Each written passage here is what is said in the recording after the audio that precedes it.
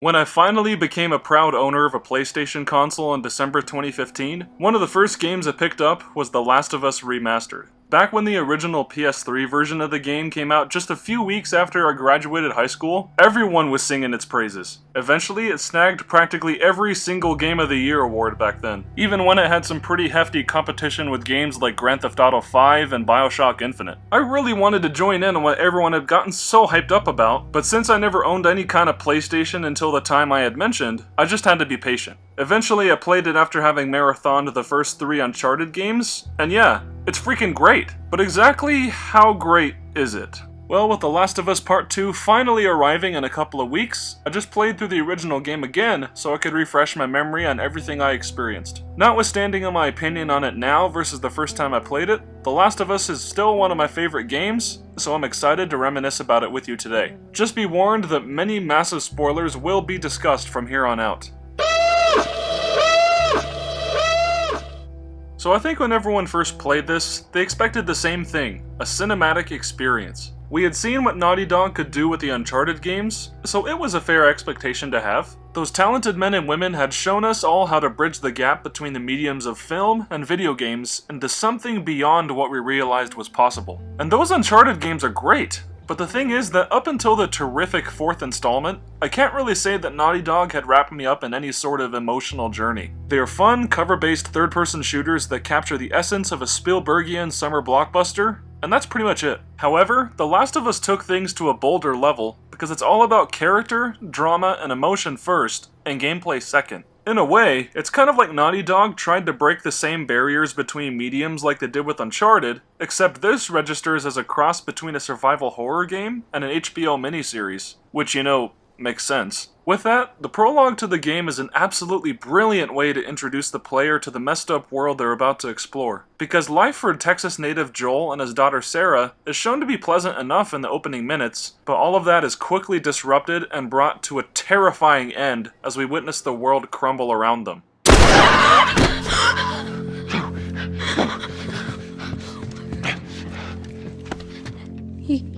You shot him. Sarah. I saw him this morning. Listen to me. There is something bad going on. We have got to get out of here. Do you understand me? Yeah.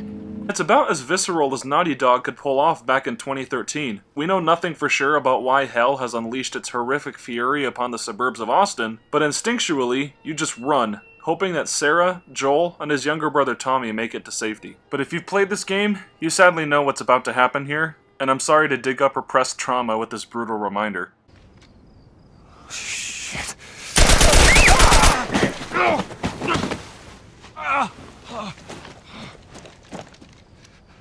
Please don't.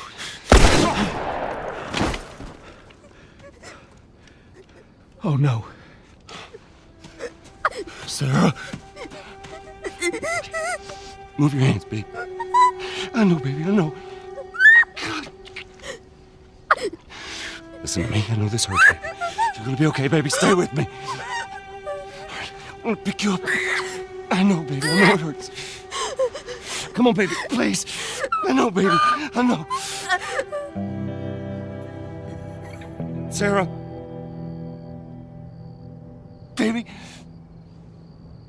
Sarah's death is a pivotal scene though, because as painfully tragic and difficult it is to experience as a player, it is absolutely necessary for understanding the gravity of the main character's situation. Forget that the world has been ravaged by a mutated form of the cordyceps fungus, which as a side note is actually really cool and probably the most creative explanation for a realistic zombie outbreak I've seen, but either way, the fact that the world's populace is mostly decimated over the course of the 20 years between this prologue and the events of the main story surprisingly feels much less important than the individual human cost of the whole thing. You think about our situation now, and how people will try to explain away how a certain virus really isn't that bad because X number of people have died, versus how many died from a pandemic in the past. But The Last of Us, a story very much relevant to our current day and age, is a reminder that every lost life matters. The title of the game itself is crucial to understanding this, after all, for the word us holds significant meaning by bringing attention to the idea of humanity, and not mankind itself. Survival is all that matters, for moving on and making the best of life is a goal that all people in this fictional universe share. The only problem is that the idea of survival differs between the many groups of people existing in the world of The Last of Us. What Joel thinks survival means is surely going to be much different from pretty much everyone else he interacts with in the game. Because of this, the story establishes real, genuine stakes for the adventure to come. The threat of something beyond the feral, vicious infected makes its way into the storytelling and very level design itself, which is what makes this such an intense, dynamic, and altogether refreshing take on the survival horror genre. Instead of being just about facing down legions of monsters, there's pretty much a constant threat from everyone around you. But this vision of a post-apocalyptic America makes total sense not just for world building, but also from a gameplay perspective. The fact that the human factions you face are far less predictable and more threatening than the zombie-like creatures keeps the game varied enough to remain interesting.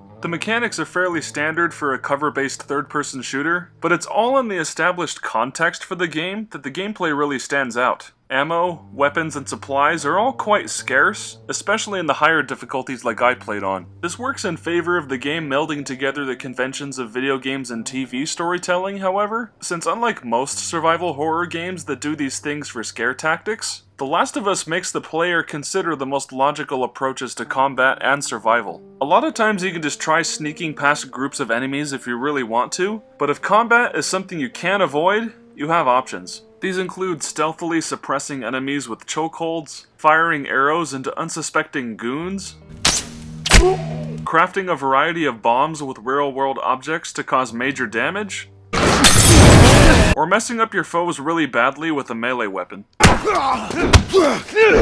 Some of these combat mechanics feel somewhat archaic by today's standards, but it still works for the more mundane and realistic tone the game was going for. Additionally, the game proves to be quite rewarding for those who like to explore, given that pretty much every environment and building have a secret for the player to uncover. Whether or not it's obtaining enough parts to upgrade your gear, or just finding some cool collectible that provides fascinating info about the in-game world, The Last of Us actively encourages the player to see it all, since the rewards can range from a better equipped character, or the simple satisfaction of collecting things. My major gripe with this, though, is that like Uncharted, the game can be annoyingly unpredictable with where items are placed in the environment. Naughty Dog may be great at designing areas that feel completely natural, but dang man, it got really tiresome to scavenge an area for minutes at a time, only to maybe find one helpful thing. Part of me wishes that the exploration could have been as simple as finding things in abandoned buildings, since it would have cut down on a ton of downtime. But then again, this allowed me to breathe and relax when I didn't have to worry about killing people. Speaking of which, that worry accentuates to great heights once the game actually reveals what the main plot is about, escorting a teenage girl named Ellie to the western United States. I'm surprised it's already taken me this long in the video to get to talking about the literal heart and soul of this game, but hey, better late than never, I suppose. The bond between Joel and Ellie is perhaps one of the most endearing relationships ever depicted in a video game. That's mostly thanks to terrific writing from Neil Druckmann, for their characters are completely three-dimensional, and the way the relationship develops throughout the game is completely earned. I say this because, once again, the story serves the gameplay. Everything about how they grow into a pseudo-father-daughter dynamic is backed up by what happens in the moment-to-moment gameplay. It helps that Ellie is probably one of the best examples of a character who actively supports the player. Uncommon for a character of her age and type, she is perfectly capable of taking care of herself, and she actually helps the player out by attacking enemies like you saw in this clip, while she also sometimes warns you of someone rounding a corner, or giving you supplies when you need them most. She's very much an active protagonist in the game, which of course I appreciate from a gameplay standpoint since she's a genuinely helpful AI companion, but it helps make Joel and Ellie's partnership in the story much more believable too. It's hard to deny that there's some serious tension between Joel and Ellie in the first half of the game, but the fact that they have to work together to survive forces them to find a way to get along, and developing neutral ground between the two of them only becomes easier once they progressively peel away their emotional layers, which makes for some seriously powerful stuff to watch. None of this would have worked if Ashley Johnson and Troy Baker weren't freaking incredible in their roles, both for the motion capture work and the now iconic vocal performances they gave. Feel free to watch the documentary Grounded on the PlayStation YouTube channel if you want to learn more about their contributions to the game. At the core of Joel and Ellie's relationship, you'll find that there is more than simply the will to survive that keeps them going. Sure, Ellie's potential for discovering a cure is a good enough reason for them to make the trek out west. But once you get to this argument scene in the cabin,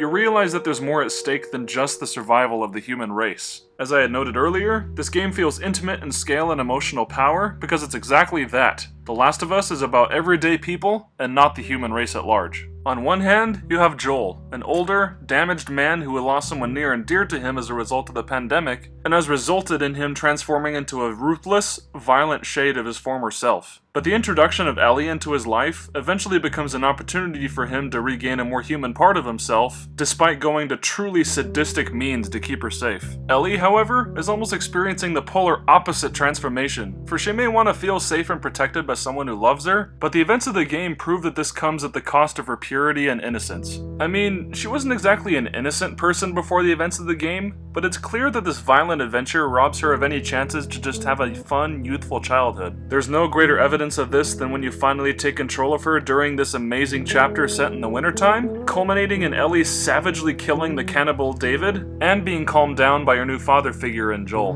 Beyond their contrasting growth as characters, what makes their relationship so endearing is how it all coalesces in the final chapters of the game, set in Salt Lake City. At this point, the two have spent many months together fighting cannibals, bandits, and hordes of infected, on top of having to suffer through the deaths of people they care for like Tess, Sam, and Henry. Their journey has been an incredibly harrowing one, but in spite of all their trials and tribulations, it's obvious that they've bonded, hopeful for a happier future together. That's why I think the ending is so brilliant, because it contrasts so many complex ideas, emotions, and earth-shattering consequences into a controversial, but nonetheless bold sequence of gameplay. Joel may not be an easy character to agree with due to how the violent nature of his personality erupted as a result of the game's events, but everything we had seen him do and say up to this point is necessary. The reason why is because when Joel learns that Ellie essentially needs to die in order to attempt making a vaccine, you know exactly where his headspace is at. Nothing will stop him from losing his one single chance at actual happiness, knowing that he'd be unable to bear losing another daughter. And so, when he starts killing the Fireflies, it's not a decision that the player may agree with, but it's one they can fully understand.